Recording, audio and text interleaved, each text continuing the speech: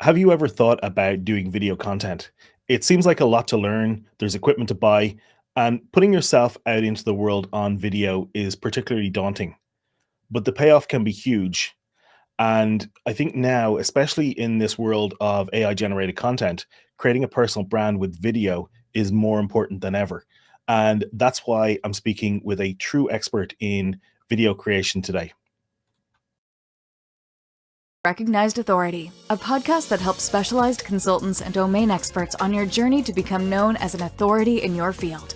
Here is your host, Alistair McDermott. Today's episode is brought to you by Website Doctor, which is my other brand alongside the Recognized Authority. Website Doctor is a small web design agency that focuses on creating websites for professional services, experts, consultants, and people in the B2B professional services expertise space. And in fact, that's where the Recognized Authority came from when I wanted to create an add-on or focus on the authority building part of the puzzle. Website Doctor still runs in the background, and we've been building websites since day one in 2007. In fact, I've personally been building websites since 1996. So been there, done that, and bought that t-shirt. So if you're looking for a website for your expertise-based business, then check out websitedoctor.com and schedule a call with me. I'd love to chat with you and see if it's a good fit. The link is in the show notes, or you can visit websitedoctor, all spelled out, .com. And now on with the episode.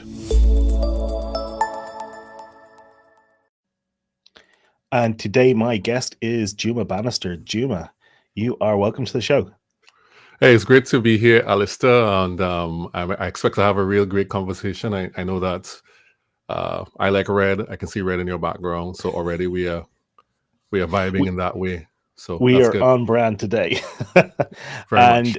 I would suggest anybody who is listening to this in audio only, go check out the video on YouTube, because I have a pretty good video background and video setup here, but Juma just takes this to the next level. So it's like I'm speaking directly with a YouTube video right now, because the studio setup you have here is awesome. Thanks, man. I appreciate that. It took some work, but I think it's at a good place now. But I'll always look to improve it over time. Well, can we dig into that first off? Because I know this is something that you have a lot of expertise around. Can you tell me, why is it important for you personally, and then for maybe for some of the clients who you work with? Why is how you look and the backdrop to your video and how your video looks, why is that important? So my thing about this backdrop and even how you appear on video, the quality, is that is directly connected to how people perceive you. And a lot of the clients who we work with, they are running their own business. They are CEOs. They are people who are in places of authority inside their own organizational structure. And they have to come across as credible. It's not saying that if you shoot a video with your phone or with something lower quality that you won't. But as you do more, as you go up the rungs of authority, it's how you present yourself is very important. And people can see the difference between something that is well thought out, that is planned, that is structured, that looks good consistently, and something that you kind of just threw together. So I think how you appear on camera is very important, especially if you want to appear as someone who is an expert and someone who knows what they are doing. So that's really, really important. And in addition to that, I just love things like lighting as well. I love lighting. That's one of the things that I can talk about very much. I was going to say passionate, but I think it's like integral to how I view content and view video, lighting. So that is something that I always encourage our clients and the people who we work with to think about too. Yeah, and this is something that I've spoken a bit about on the show before, about this credibility that comes from your video setup and things like that. And way back, over 130 episodes ago, I spoke with a professor, Norbert Schwartz, about how in the research that he did, his studies found that audio and video quality do actually make a difference in how you're perceived. So his studies showed that better quality audio and video made the person seem smarter, more likable, and their work more important. And inversely, lower quality audio and video made you sound less likable, less smart and your work less important. So like that directly goes to credibility. So this is why I think this is a really important point, and it's something that I encourage people to work on improving incrementally. But I think that you take that to the next level. You actually go in and help people build these studios, right? Yeah, we do help people with their lighting if they want us to come in and do it. But generally, if we do a done for you service, we bring all of the lighting and we set it up in the place where it's supposed to be. And we craft that so they can have a consistent look throughout all of the content that we create for them. So um, there are two ways you could do it. One, you could have a permanent setup like what I have here at the office. Or you could decide, well, I'm going to have someone come in and each time I'm going to produce this type of content, we're going to reference how it looks and light it the same way every single time. Same background, same lighting, same setup, so that it looks, it sounds, and it feels consistent to the people looking at it. So, yeah, so we do that as well. If somebody is interested, and we're not going to dwell on this point, but I just want to give people a few actionable tips if we can. If somebody wants to raise the game in terms of how they are looking and appearing on camera, would you have any tips that they could go and implement fairly quickly? Yeah. So my thing is that you want to stand out, obviously. If you have already done things like finalize on your brand identity, which is like your colors, your fonts, all those different things. When you are setting up your space for your studio or for recording, it's important to think about that. Like I mentioned red earlier, and I'm wearing red. The light in the background is red. Some of those things help you be consistent and stand out. But I would say the major thing that people could implement very fast is that if you have no light at all, if you've not been recording with some sort of external light, get one now. And the easiest thing to get, the cheapest, the easiest to use thing to get is probably an 18-inch ring light. And why do I say the 18-inch one? Because people get these tiny ring lights, and what they do is that they don't illuminate the face well, because the rules are how light works is that the bigger the light source, the softer the light.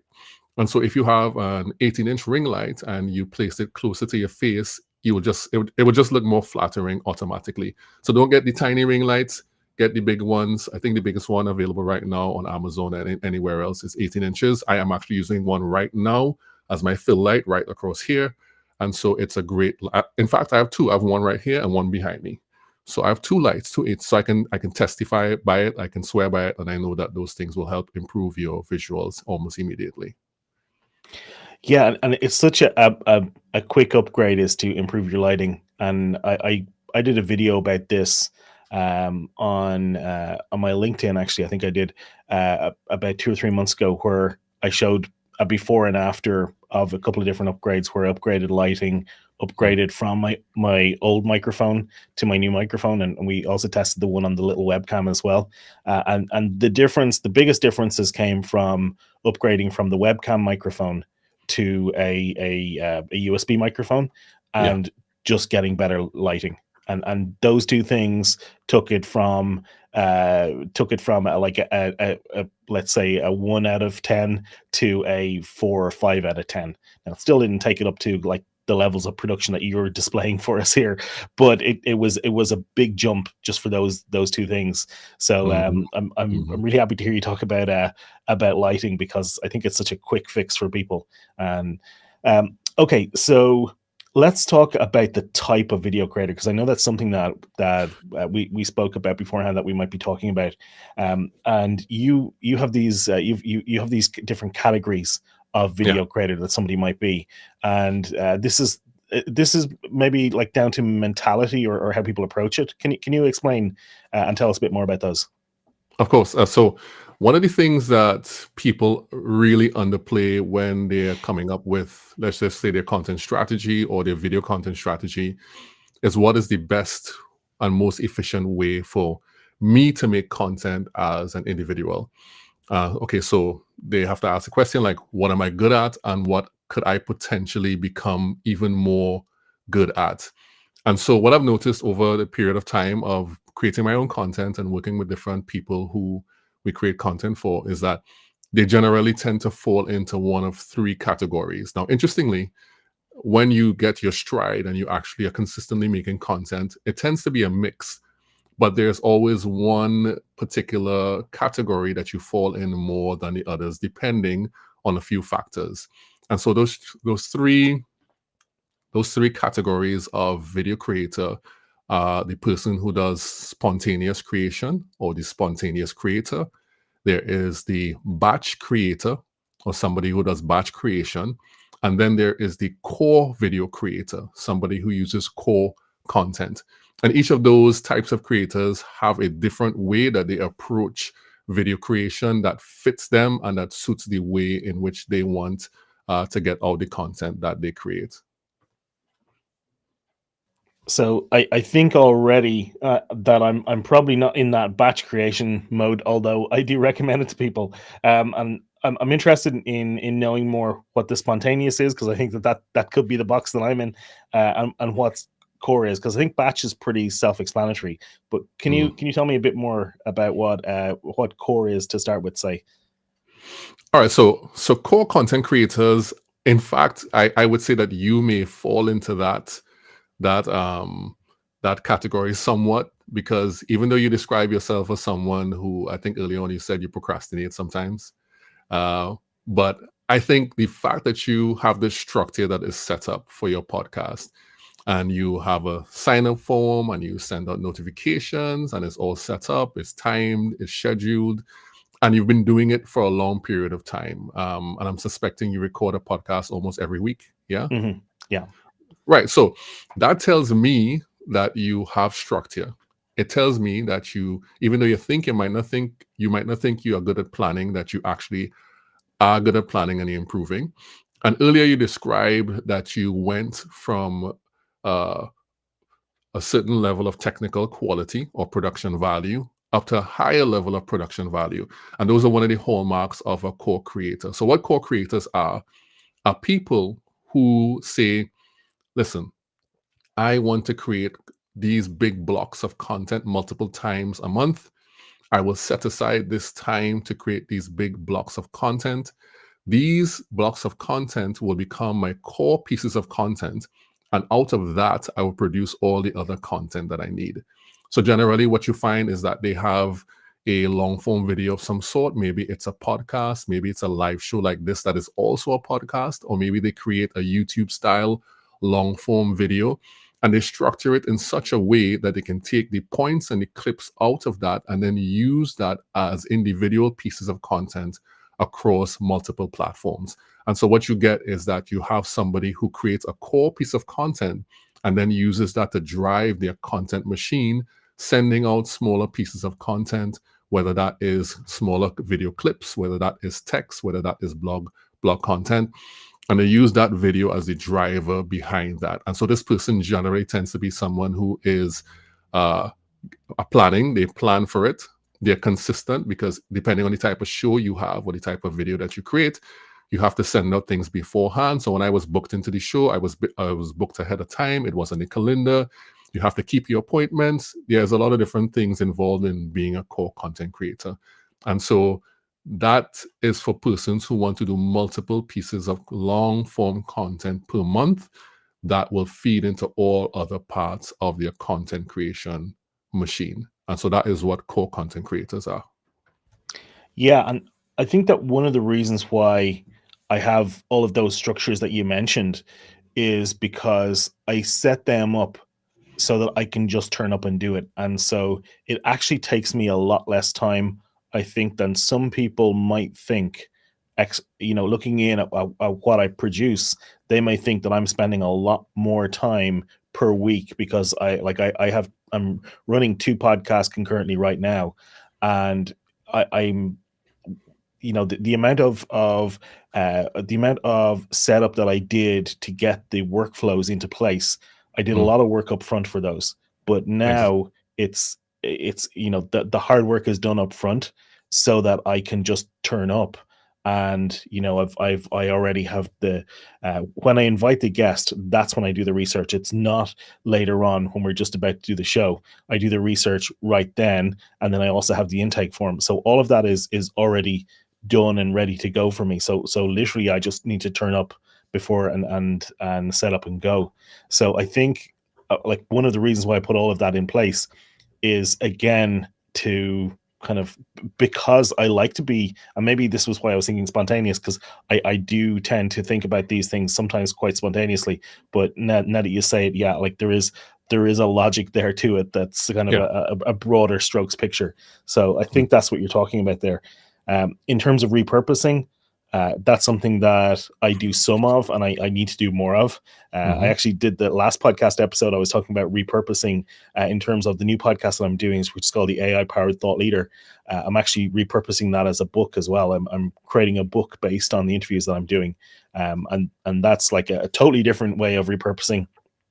And not like, I think, like the short video clips and things like that that people would think of in terms of repurposing, but it's, you know, it's another thing that is really a great way to repurpose podcasts. So okay, let's talk about the other ones then. Spontaneous. What is a spontaneous video creator? Could I just add a list of things Oh, that sure, absolutely, please do. For the core, and then we'll jump to the spontaneous right after. So usually core content creators are, they're usually great planners, even if they don't think they are, right? And they lean heavily into systems, which is what you just described there. You've created a system so you don't have to think about it. Yeah. They've taken time to plan the content. They have the content, or the channel has a premise. This content or channel has a strong premise. They usually create in one location. So you create in one location. I do as well. And normally it's edited externally. In this case, you have a live show.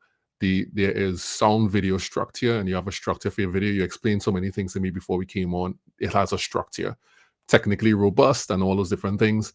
And it does take more investment, but you have a higher quality production and greater potential for thought leadership as well with this co-creation.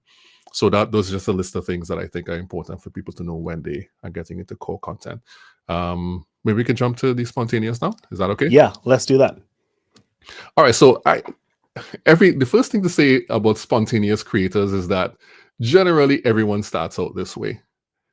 And just like the name suggests, those are the people who are just now getting into content. Some people make it the way they produce, but generally what happens is that you start up and you want to produce content. You don't have any structures, you don't have any particular systems, and you just want to do stuff. And so you probably heard somebody online saying content is king or something of that sort, which I don't necessarily agree with, but they say content is king. So you are now convinced that you have to produce something. And so what you do is that you just grab some ideas that you've been having bouncing around in your head, and you produce something out of it. And so those people who produce without strong systems, without strong planning, they usually produce by inspiration rather than structure. Those people are generally spontaneous creators. The nice thing about spontaneous creators is that they generally tend to produce very strongly emotional content, because sometimes the thoughts that they're having is in the moment, and when they express it, it comes across in a very specific way. And so you would find those people are the ones who they are more on what is happening recently to them. They're very experienced. They have a lot of expertise. They can talk off the top of their head very well. And so they will focus on in the moment things. They will focus on things that have just happened. And generally what you tend to find is that they create and they release in the same day. And it's usually short form content. Let's just say 30 to 90 seconds. And if they cross the 90-second mark, it's because something is happening that they're really passionate about, and they really want to take the time to explain what that thing is. Usually these people have minimal editing, or they are doing it for themselves, and they can release those pieces of content sometimes multiple times per week, sometimes no times per week. And that's the danger with spontaneous content, is that it's not consistent. It's generally not consistent. Until you yourself get into a flow and you start to put structure to it, spontaneous content really is not the best way to do things in the long term. But it is a way you can do it if you plan for it. So it's kind of a dichotomy. You can plan to be spontaneous and still do it in that style, but you can say, okay, I'm going to be spontaneous 3 times this week. And you find things that are on your mind and you jot down your ideas, so it becomes a little more structured. But generally, we find that people start off this way. And if they're not careful, they could end up doing a lot of content and falling off, doing a lot of content and falling off. And you have this roller coaster ride. But if they plan for it, then they can be in the moment. They say, I'm going to do 3 topics this week. And whatever comes up, they grab that as a topic. They talk about it, edit it on the fly, and then release that almost immediately. So that's how spontaneous works. Okay, there's a few things I want to dig into there. One of those is you talked about consistency. Can you just tell me how important is consistency in video creation and I guess not in creation but in publishing? And then I think it's important that we talk about where these videos are actually going, because a lot of Yes. people listening to this or watching this will be thinking of LinkedIn as their primary channel. But there's also, the short form video channels, there's YouTube, there's Facebook, So like, how do you think about that? Sorry, I know that's a two-parter. You can remind me of the second part. I just want to speak to something you just said. You said publishing. So I guess you mean putting the content on the platforms, yeah? Yeah, because I was thinking that the creation step for this show, like right now, we're publishing it live because it's Yes. live. Yes. But for many people who are creating video, they're creating it, and then the publishing step is another step, maybe after it's gone through an editor. So those are two different things. So that's why I'm interested in how important consistency is in terms of publishing, because I think that's the important point. Okay. I think my mind is shifting in terms of how I define that now. And let me explain what I mean by that.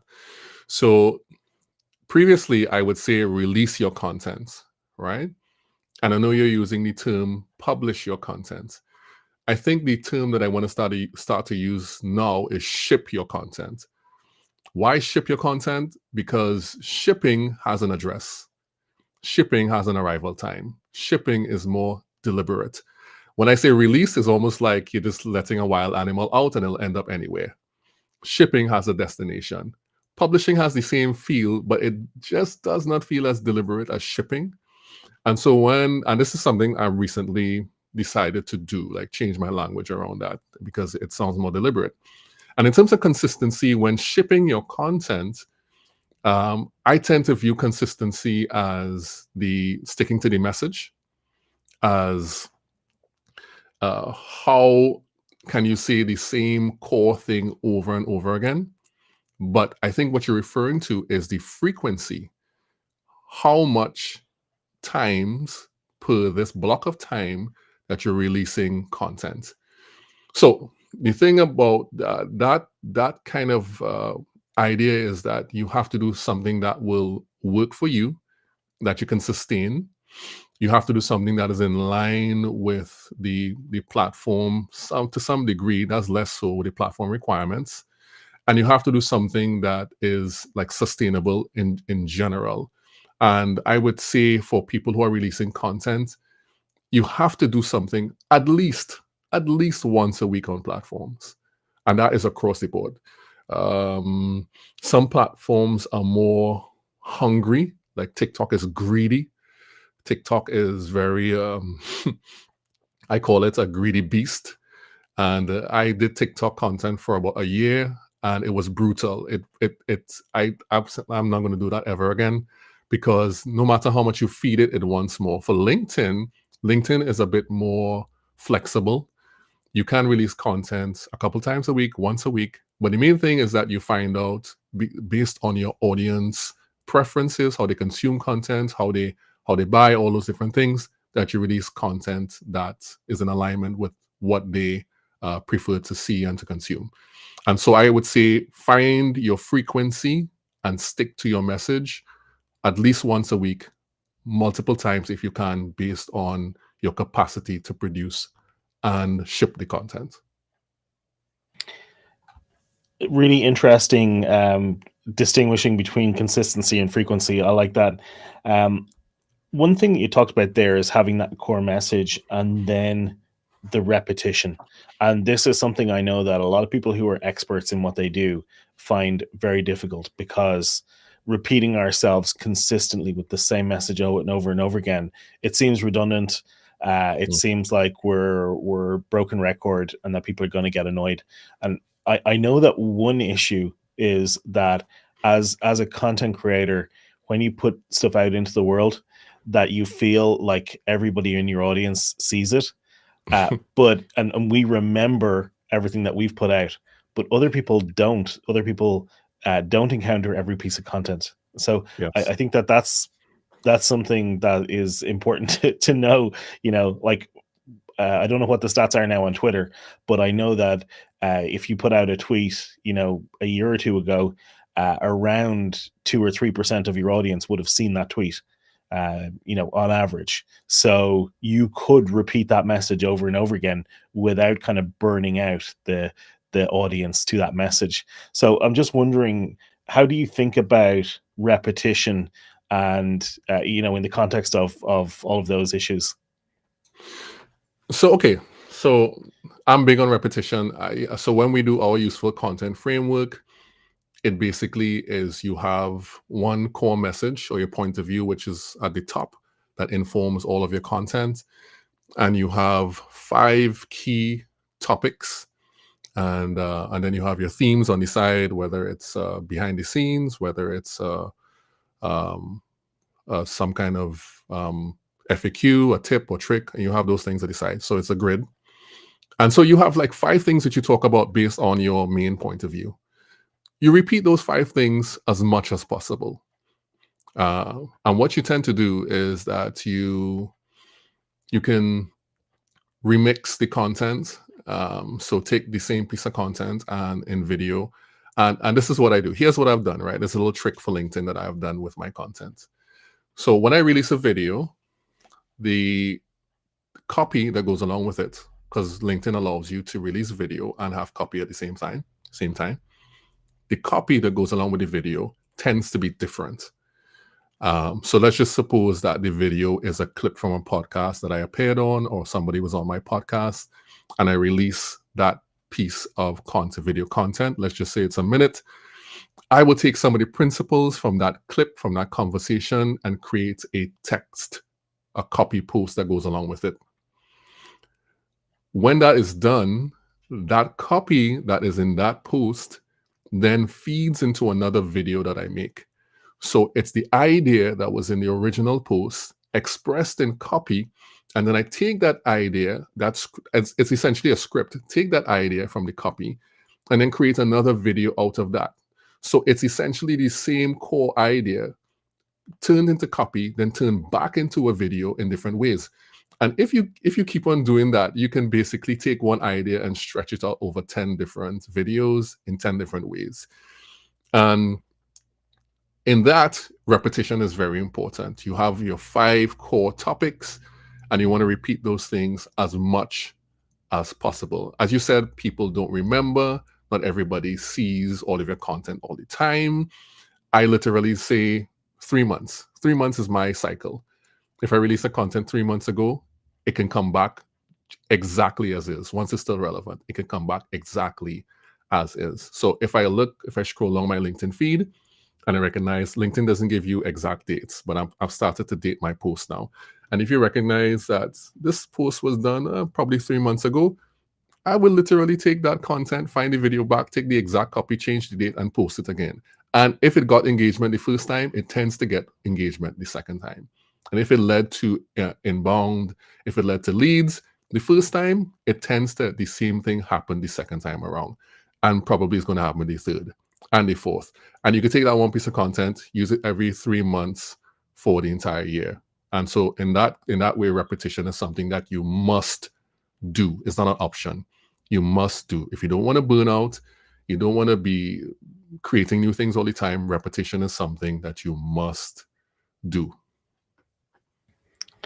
I think this is really core, particularly for people who are thinking, about who are scared about what you said about, the TikTok machine where you need to feed this greedy beast, that they have to create content all the time.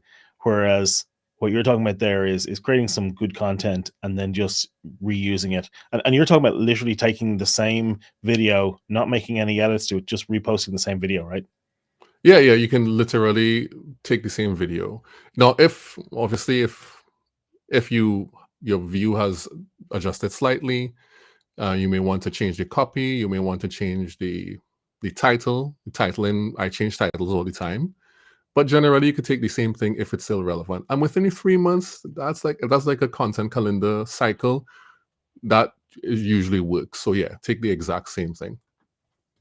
Yeah, I think this is really important. It's not just repurposing, it's straight up recycling, reuse, because we put a lot of effort into creating great content, and it's such a shame if we put it out into the world one time, you know. Yeah. The other thing, so you talk about your core message, you talk about the 5 key topics, so you kind of like you talk about the content strategy there. How do you think about point of view? Because I think that's really important. All right. So your point of view. So when we talk to people about their point of view, it comes from who they are and how they've built their company, and then that trickles down into what they are going to share. Right. So your point of view is at the top level. So, for example, maybe I could use myself as an example and my company as an example. So, we have one podcast that is it's called Useful Content. The reason it's called Useful Content is because I believe in that. I believe that all content must be useful, and there's a definition for that. And so, when I invite people on, I just like you, I look at their content, I see if it fits into that frame, and then I would invite you on to talk about that. How did you do this thing? So that's one way you can think about it. The higher level to that is 3 things. It's your expertise, your values, and your story. And that helps to craft your point of view. So based on your expertise, the thing that you've trained in, the thing that you're experienced in, the technical thing, the job that you've had, the business you've run, that thing that you know your stuff with, that is one thing that influences your point of view. Your values are the intangible things that drive your character, things that you believe in that are unchangeable. Those values are important. And then, of course, we have your story. How did you get here? You started off in X place and you ended up in Y place. How did you get here? And based on the mix of those 3 things, it tells you who you are. And then you can craft a point of view based on that. So for us at our company, when we initially started the business, we had a tagline that says, relationship is more important than photography, right? Because we first started off as a photography company. And that captured the ethos of what we believed in and our point of view, in that we elevated relationship over everything else. And so even now, we talk about that. We talk about it's good to relate, and it's good to relate encapsulates a part of our point of view. So every piece of content that we make is towards helping clients build long-term relationships with the people that matter to their business. And so if you have that point of view, then it trickles down into all of the pieces of content. And you can start to think about how you're going to define each aspect of it. But if you know your expertise, you know your values, you know your story, then it's easy to craft a point of view and create specific content about that. So don't be generic. Don't just say the B2B business show or something like that. Say something that is more specific. Say something that speaks to what your journey was like, what your expertise entails, and what are the values that you believe in. And that will help craft your point of view. I love it, and I want to again. I want to dig into some of the things that you just talked about, because you talk about useful content, and I think that's important to discuss as a topic. I don't know if we have time for it today, but I would like to just dig in very briefly into what you think makes for useful content. Absolutely. And so, okay, so I believe that the whole purpose of content is to build relationships, right? That's my belief, my personal belief. And part of why we created useful content is that, especially where we're from, many people don't make content for their business, but they make content for entertainment. And so there's this massive influx of people looking for the lowest hanging fruit in content to make that the thing that they create. And I'm saying to myself, this makes you laugh. It entertains you, but did it improve you? Did it cause your business to make more money? Did it cause you to go further towards your goals? And that's assuming that you've set these goals. When I talk about useful content, I talk about content that does the opposite of that, which is this content has to be very specifically crafted towards accomplishing building long-term relationships with the people that matter to your business, and crafting the specific content that would speak to those specific goals that you have with where you want your business to go.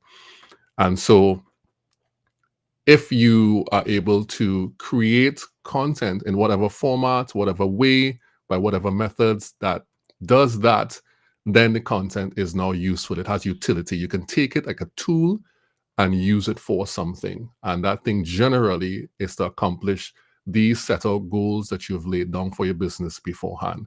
And so that for me, that is what useful content is. I really like that. I'm interested in how you think then about the kind of more educational versus entertaining content when it Yeah. comes to people who are experts.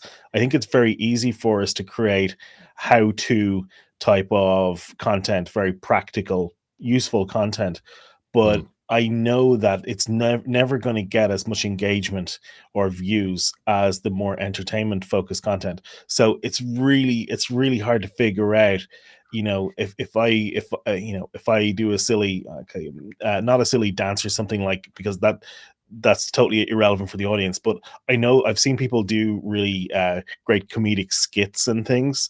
It's still kind of business focused, but it's going to get a lot more interest than somebody who does a straight up kind of educational focus piece. How do you think about that split? Well, I guess the big question is what evidence do you have that doing that gets you more business? That's the big question right there. You may see it externally. So interestingly, just today I was doing planning a piece of content, and the name of the piece of content was the content creator hierarchy of regrets. That's what that's what I was calling it. And basically, it started off at the top, full regret, right at the top here, and at the very bottom it has full results. And at the very top of full regret was likes, comments, saves, and shares. And by the time you get to the middle, it starts to go into DMs, leads, consultations, conversions, contracts, and repeat business. That is in the full results section. And so I would say there are some people who are very masterful in putting together edutainment content. And I know a few of them personally. Some of them have been on my show as well. Those people, they have evidence. They say, this is producing this for me. So they have reach, and they also have what we call resonance, or they build relationship. And they out of that, they get the necessary leads. So I would say that if that works for you in that way, that you're seeing results from doing it that way, by all means. But the truth is that not everyone fits into that mold. Not everyone is a natural entertainer. Not everyone could put across themselves like that, and they're not comfortable doing that. Some people are. And so the question is are those people doomed to fail with their content? No, they aren't. What they have to focus on is, what is the core message? What is your point of view? And find a way to communicate that your audience likes and that works for you. And we all know that entertainment will always be something that will get broad appeal, but obviously you don't want broad appeal. What you want is specific appeal for specific people who would buy from your business and who will allow your business to get the revenue that you want. I love it. Very straight to the point. Okay, let's just wrap this back up for people who are interested in becoming known as an expert in their field, becoming recognized as an authority. I like the premise of this show is that I think that it's a way to stand out and not be commoditized, stand Yeah. out from your peers, and it's a way to set yourself apart when everybody else looks the same. And what that means is that you can start to generate inbound leads. You can start to command higher and higher fees. You can detach from hourly rates and move into value-based pricing in ways that you probably couldn't if you were just seen as this kind of commodity service. So I know that some people watching or listening to this are thinking about how to do that, and creating content and putting their knowledge and sharing their expertise. And some of them are thinking about doing it through video. Some of them are thinking about doing it through podcasts. Some of them are thinking about writing a book. Um, why to you, Juma, why do you think the video is a great way of doing this? What is it about video that differentiates it from the other kind of channels that people could choose? Yeah, I think video is one of the best ways to communicate personally without being in person. And of course, do that at scale. So I don't know if you've experienced this, but when people meet me, they often say, I feel like I know you because I've seen you on video. I've seen you talk. I know your cadence. I know your laugh. I know your, it seems like I feel like I know your preferences. In the video, you've said some spontaneous things that I can identify with.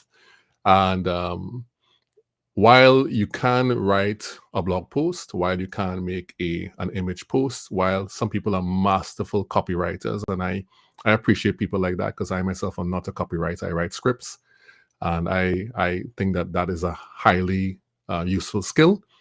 I still think that if you put your face on video frequently, then people will be able to connect with you faster. They'll be able to listen to you, know who you are from your video conversations. If you're sharing tips and tricks, if you're sharing deep insight, whatever it might be, they'll get to know you that way. And it will be easy for them to trust you and then make a decision to buy from you when it really comes down to it. So, and I can say that because it has happened to people we work with, and it's also happened to us personally, where people say, oh, I saw this video that you made, and because you said this, then I felt like I could come talk to you about X, which then turned into business. So I think, and then again, and on a practical level too, we have to track what these platforms are doing. Every single platform now prioritizes video. Every single one. There's not one single platform, popular social media platform, that is not prioritizing video. And so even from the platform perspective, if we were to track that, we will know that if this is what they want, then to some degree, we're going to acquiesce and give them what they want. And then we will reap the rewards of that as well. So let's wrap this back up then. For anybody who is thinking about it now, like, what's the first step in saying, okay, I'm going to do some kind of video.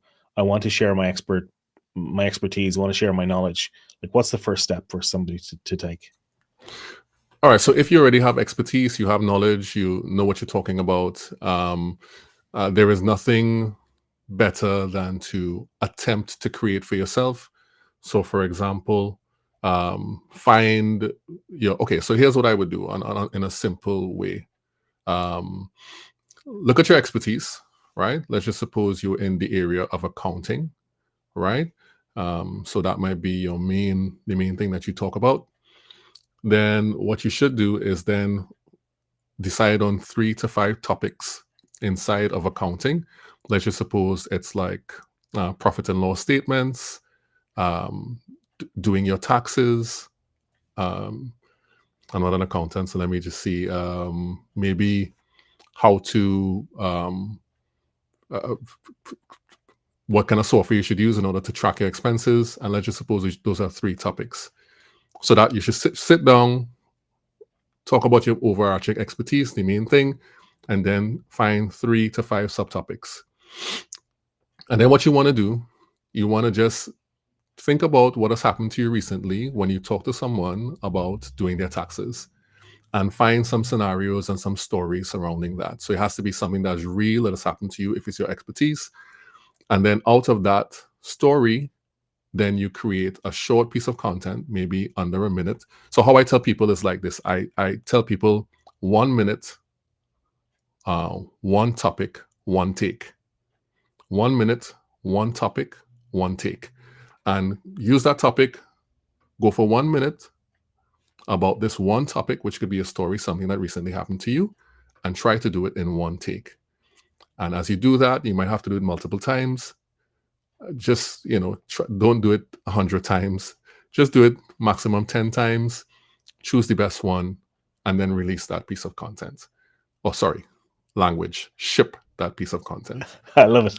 Yeah. And so, yeah, that's how you start off. That's a great place to start. That brings and see the problem with this conversation is every answer leads to another question. That leads me back to short form versus long form. Can you talk to me a little bit about how you think about that? Because you talk about 1 minute, one topic, one take. Can you tell me a little bit about how you think about those short videos versus the longer form stuff that people might do? Okay, so short form videos are great for awareness, is a great greeting. So I meet you, I want to have a short conversation. I don't want to have you on the well, I'm showing my age, I'm saying on the phone. I don't want to talk to you for an hour, right? So it's great for introductions, it's great for awareness, it's great for people to get small doses of you.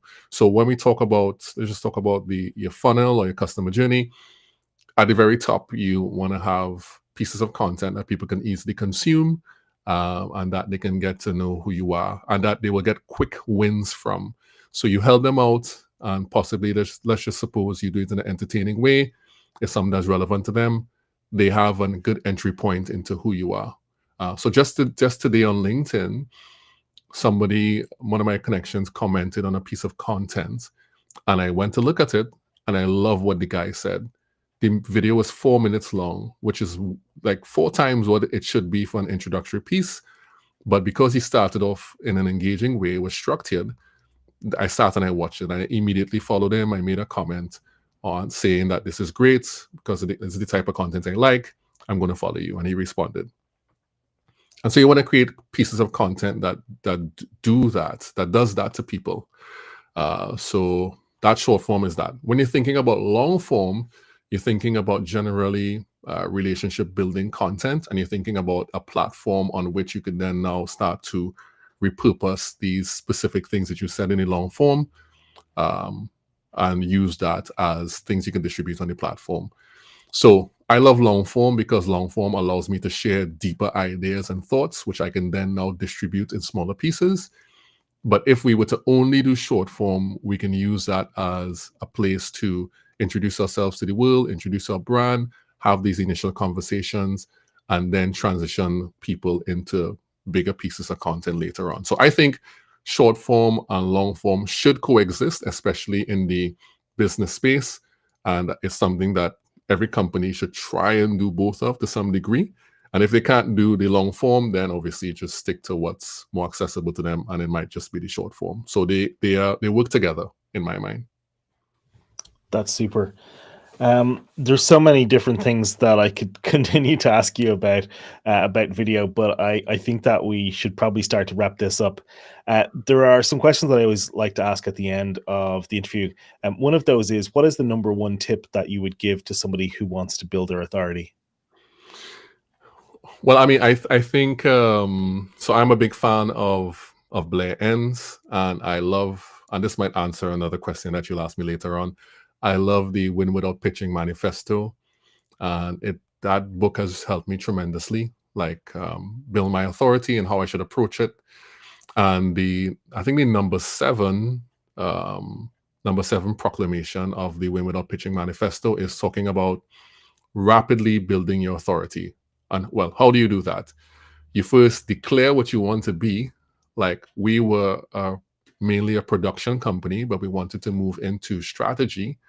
So we made a public declaration. We are going into strategy kind of way, and then quickly follow that up with increase or building your expertise around that topic. And so to build your expertise is not just sharing the thing, but doing the thing, researching the thing, learning the thing, and also at the end, then you go and you share what all those things have what has come out of all those experiences that you've had. And so the one tip I would give for building authority is just actually go and learn the thing that you want to get good at, and then practice the thing, implement it inside of your business, and then you can share out of those experiences. And so you build authority in that way. Now, I'm going to ask another question that I remembered from earlier. I wanted to ask you about this, So, and this is kind of going back a little bit to the advice to just get started, and maybe it ties in with what you just talked about. mhm. I think that it's probably fair to say that most people, when they start doing video, won't be very good. Has that been your experience? Yeah, I wasn't very good. Yeah. I wasn't very good.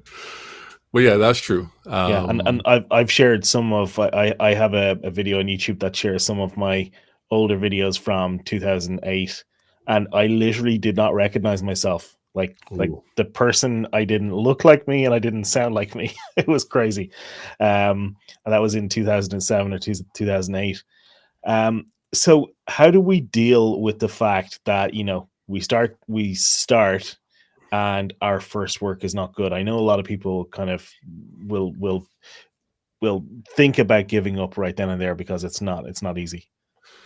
Yeah, I mean, those are internal things that people have to deal with in terms of their self confidence, their perception, all those different things. I think the more you grow in expertise, the more you share out of your expertise, the more confident you'll be with what you say. And so, the way in which you battle or fight on not being good at the beginning is know that it's not that you don't know what you're talking about, it's just that your ability to deliver is something that you have to work on. And so, if you understand that what you say has extreme value to yourself and to your business and to others, then you can say, okay, great. I know I'm not delivering this in the best way I can, but I know that if I continue to deliver it and I use these parameters, like for example, you want to kind of cut down the process of development. And the way you can cut down the process of development is probably by getting help, by being mentored, by listening to people who have done it before. And then what you do is you follow those very specific steps that come along with that, and so you cut down that process of development. And so, just get started comes with massive caveats. Just get started means take the advice that is relevant to you, apply that advice within your expertise, and do that over and over again, and you build yourself up as you go along. um, and I mean, I know to this day I still think that I can improve things, so it'll never be a time when you think you're perfect, but like you said when we were speaking before, the issue is not to be perfect, the issue is to do it good enough and get it out there. Yeah, well said. Are there any questions about video that I didn't ask you that maybe I should have today? About video, Or that's a or good. any questions any questions I should have asked you about this whole topic? I know we didn't talk about batching. I think we kind of skipped over that, but I mean that's like self-explanatory.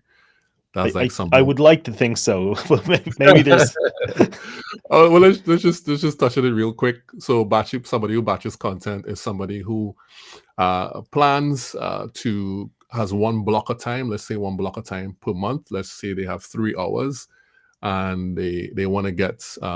I would say on average you get 30 content pieces out of 3 hours, each about 30 to 90 seconds. You plan your not necessarily your scripts from beforehand, but you plan your major points, and then you come into one space and you record one video after the next until you get those content pieces out, and then you hand it off to an editor, or you can edit it on the fly as you have time. And so that's what batching content is. Takes a little more planning than being spontaneous, but less planning than being a core content creator. But it's one way I know people get great value out of creating content, where they have to do it once and then they have content for a month or two thereafter. Mhm. Yeah. Yeah. It's not for me, but I know that it works really well for many, many people. I have tried the batching thing. It is very time efficient, but it's just I didn't like that workflow. So Was it yeah. tiring? Uh, I I I felt like I felt like maybe the perfectionist thing kicked in, but I needed to do more takes on things, and Mm. I just found that it wasn't. I didn't like the pressure because I was putting myself like these are arbitrary deadlines, but I was putting time pressure on myself to get a certain number of pieces done, and I Yeah. just didn't like that workflow. But I have seen and heard people do it, and clients of mine have done it where Mm. they've produced, like you said, 10, 20, 30 videos. Um, One of the things that I'm doing, which is maybe a little bit similar, is I'm working with some of my clients where I'm actually interviewing them. And Right. so what we're doing is I'm interviewing them and asking them the questions that they want to have answered. And it's much easier for them and they speak much more naturally because it's an interview. And Mm. so that's one of the ways that I work with my clients now, where we pre-plan what we're going to talk about. And then we've cut, like we've taken videos where we've cut me out of the video altogether. It's just them answering the questions, and other clients have taken it and left me in. So I'm like the co-host of the show, but it works really well for people who don't have a lot of time but are experts in what they do. So Yeah. that was a bit more natural, I think, than the batching approach, because I think that particularly looking at the camera and recording straight to camera is really difficult for a lot of Yeah. people starting out. Yeah. Yeah, It's true. My friend calls it the cold glass eye staring back at you. yeah, yeah. You know. So Um, is there a business book or resource that is important to you? And I guess I know the answer. I know when we're pitching manifesto by Blair ends, that would be my number one resource. And if people want to build their personal brand, I'd recommend Mark Schaefer's Known. Both Mm. books I love, and both have helped me tremendously. I've had Blair's colleague on the show, and I've had his podcasting partner on the show, but I'd love to get Blair on himself. And Mark Schaefer has been on the Recognized Authority, I think, twice, and he's also been on my other podcast, the AI Powered Thought Leader. He's Oh, somebody who I like to talk to about these things. So, big fan of both of those people. So I agree with you. What about fiction? Do you read fiction at all? no, I don't have time for fiction reading, but I do watch fiction TV shows. Mm, I okay, so I'm a big sci-fi person, like massive mhm. sci-fi, right? And I would recommend this show called, I don't know if you've heard of it, called Severance. Oh yeah, Severance is something. Is something that was totally unexpected to me. I didn't know anything beforehand. Really interesting premise. Yeah, yeah, Yeah, very yeah. cool show. Yeah, I love it. I hope they come up with a season two, but the first season was really, really, I love the kind of whole dystopian kind of feel. It's not really dystopian, but it has an interesting feel to it with an interesting premise. it Yeah. is a very interesting premise, and what I would suggest to people, if you like sci-fi in any way, don't read about it. Just queue up Severance. I think it's on Apple, and just queue it up and watch a couple episodes and see if you like it. Mm. It's very well made, and the premise is really interesting. So yeah, Yeah, that's a cool one. That was the first time that was mentioned on here. So thank you. yeah. Juma, where can people find you if they want to learn more? Okay, well, I'm just going to give you one place. Check for me on LinkedIn. So it's LinkedIn plus my name, Juma Bannister, Jumabannister. You'll know when you get there, you'll see a big red background, and the background of my profile pic is also red. So lots of red going on there. So check me Awesome. out there. And I will link to Juma's LinkedIn profile and his website in the show notes for this show, wherever you find it. Juma Bannister, thank you so much for coming on and chatting with me today. It's been a pleasure.